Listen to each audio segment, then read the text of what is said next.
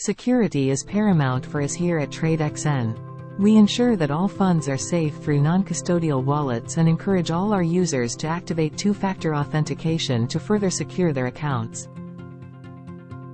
To get started, navigate to TradeXN.com and click Login. Once you have logged in your client dashboard you will see the menu button. Click here. You will then see the option called Security. Click here. In the security page, you are able to change your password by entering your current password, and your new one and clicking Change Password. If we click the tab labeled Two-Factor Authentication,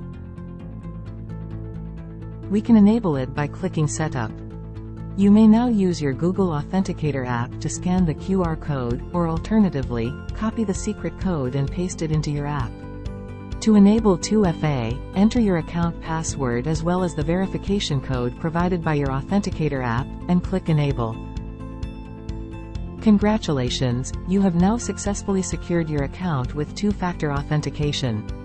Thank you for choosing TradeXN to be your trading partner, and we look forward to getting started. To try out our platform, click the link in the bio to register for a free demo account.